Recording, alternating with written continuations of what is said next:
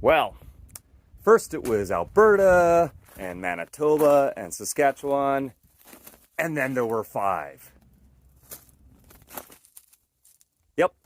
So the Yukon Territory has joined in the defiant resistance against Trudeau's tyrannical attempt to confiscate legally acquired firearms from RCMP, government-approved, vetted, background-checked citizens, such as myself.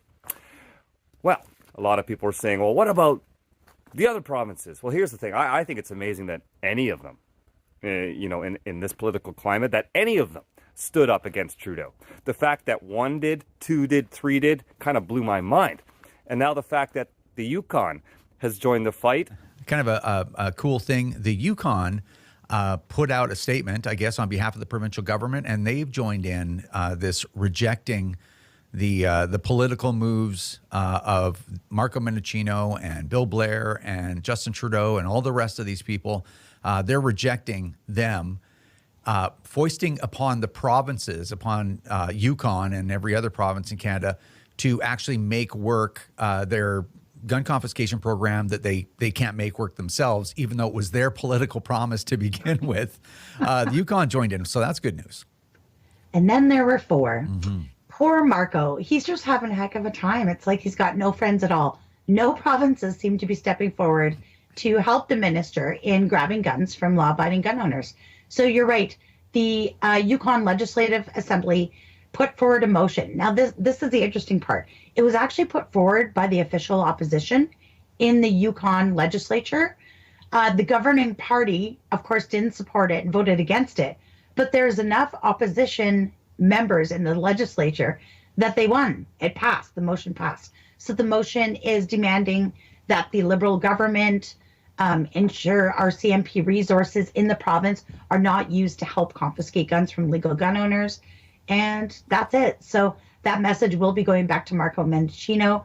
I do expect another announcement next week from a far eastern province. And yeah, the opposition continues to mount against Marco Mendicino's gun grab. So yeah, no friends. Yeah. Poor Marco. And, wah, wah, wah. And I don't want to be I don't want to be mean or anything, but it just kind of strikes me as somebody that just wouldn't have a lot of friends. So he's taking that aggression out on the rest of us, I guess. Now, now what was it? Oh yeah. I was on a show on Wild TV yesterday called Wild Talk, and this whole thing came up, and I think it was a comment like, where are the other provinces or whatever, and I said, keep in mind that when you don't hear of X province, coming out against the Liberals' plan, the confiscation plan, that might not be because they support it. It might be because they're like, yeah, I don't care what the Feds say. I don't care what Marco Mendicino wants to say, and doing his rounds in the media. It very well could be they're like, well, when he comes to us and demands something, then we'll tell him no. Other than that, there are other things going on in Canada right now, by the way, right? Yeah. So anyway, I know a lot of us are on social media or whatever, like, okay, well, do something Ontario or do something Quebec or do something whatever province, right? And it's like, well, or British Columbia, right? So anyway, you never know. Maybe the province will just be like, yeah, we got no time for that when the time comes. So yeah, pretty much. Yeah. Oh, and New Brunswick now as well. I mean, meanwhile, Trudeau's trying to change the channel, and he's re-announcing the already existing freeze on handgun sales across Canada, which, as you know, has led to every gun shop across the country selling out of handguns. I got myself a couple, and lots of other people did too. So it's not really a ban on handguns. It's just a little line they're adding into the criminal code, into the regulations, which states that the chief firearms officer in each province cannot transfer a handgun from one owner to another unless you're an approved exception, like an Olympic sports shooter or something like that. Anyways, that can be reversed by future government. And basically what it comes down to is the Trudeau government is trying to kill the industry. All the dealers, from the big box stores like Cabela's, all the way down to the mom and pop gun shops all across Canada, there are they're not going to be ordering any more handguns in if they can't legally sell them to all the people that have the appropriate licensing. So it's going to slowly kill the industry. The shooting sports are going to die off because new people can't join. And of course, when we die, they'll take our firearms. So it's long-term, slow-moving confiscation. And police associations and police themselves have come out and said, this is absolutely ridiculous. It's not going to do anything to put a dent in gun crime because it's not people like me that are out there shooting people up on the streets. Our handguns are not on the streets.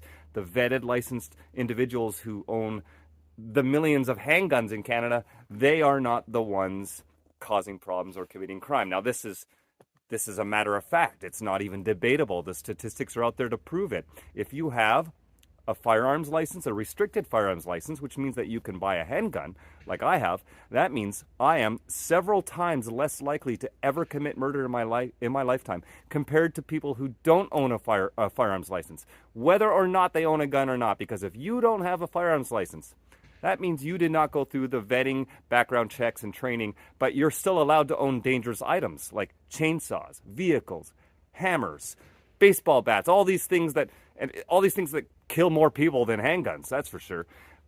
So it's no surprise that the licensed handgun owners in this country are the gold standard of upstanding, safe citizens in this country. If you don't have a firearms license, I'd be more worried about you than anyone who legally owns a handgun in this country. But again, it's all about politics. It's all about the Liberals, getting brownie points with their urban voting base, the people who don't understand this, the ignorant, who just think gun and they think, oh, let's get rid of them. They don't understand how dangerous this precedent is. If a government can take away or if the government can instantly say that you can't transfer your vehicle anymore because it runs on gasoline and that's bad for the environment or whatever it is, and to slowly confiscate your gasoline-powered vehicles. It's the same thing.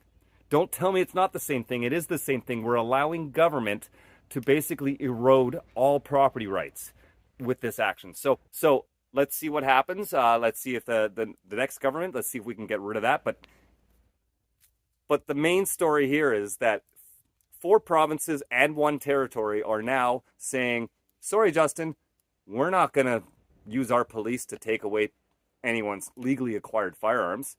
It's just not going to happen. Thank you, Mr. Chair. Minister, you're about to embark on a program that could reach into the billions of dollars. Have you or your department commissioned any studies that demonstrates that this buyback plan is an effective use of taxpayer dollars to enhance public safety? I've spoken with the victims. But have you commissioned a study that proves this? Of course, we're studying the costing very carefully. You're studying it currently? You don't have a study, you don't have proof right now that it will? Mr. Lloyd, let me unpack the answer for you for just a moment, if I can. Well, I don't need to, because you said you don't have a study, you're currently studying it. Minister, I have an engagement paper that was sent out by your department in October of 2018 that directly states under the heading International Experience that, quote, in all cases, the data does not conclusively demonstrate that these handgun or assault weapon bans have led to any reduction in gun violence, end quote. Your own ministry recognizes that there isn't data to support your buyback argument.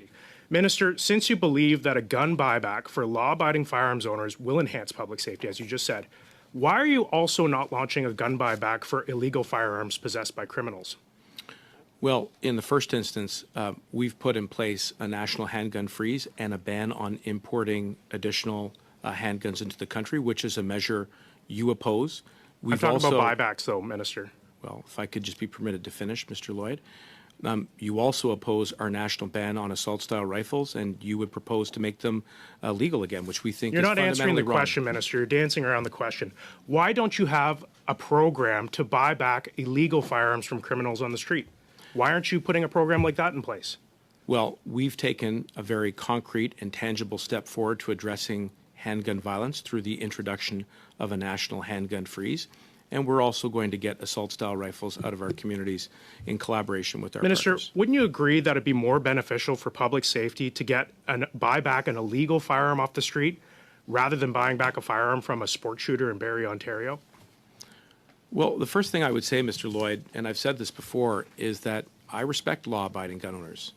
But then why do you have a program that only targets them? Why don't you have a program to get illegal guns off the street by buying it back from criminals? Well, you and I disagree about that, but I do respect You don't think that a law-abiding owners. buyback program for criminals would be effective? We've taken the judgment that when it comes to assault-style rifles, that they have no place in our communities, and we've also taken the largest step forward, probably in a generation, with C-21, by putting in place a national handgun freeze so that we can reverse the trend and the growth of a universe of a type of gun by about 45 to 55,000 new registrations. Minister, my next every year. question is, you're seeking to cap magazine size to no more than 5 rounds. Is that correct, yes or no? Yes. Will this apply to all long guns or only semi-automatics? Well, what we have proposed is certainly with regards to Will it apply to all long guns? no. Okay, so will it, do you understand the Lee Enfield rifle is a commonly used hunting rifle? It has 10 rounds in the magazine. You're aware of that? I have heard that. Is the Lee Enfield rifle, because it has 10 rounds in its magazine, on the list of things that will be regulated? Let me take a step back and tell you why it is that we've put these standards into the bill. We think that by doing so, that we will reduce gun violence. See, the important thing, Minister, is that these firearms are predominantly used by Indigenous people to fulfill their traditional treaty hunting rights. And if you are limiting their ability to use a Lee Enfield because of C-21, you're limiting Indigenous rights. This violates Section 35 of the Charter of Rights and Freedoms. How is this not colonialism, Minister? Well, we're consulting with Indigenous communities, and we have and will continue to consult on Bill C-21. Good. And we're listening very carefully to Indigenous leaders to make sure that for those who hunt as part of their tradition or who hunt to eat, that this bill will be consistent with those principles of reconciliation. And I assure you those conversations are ongoing.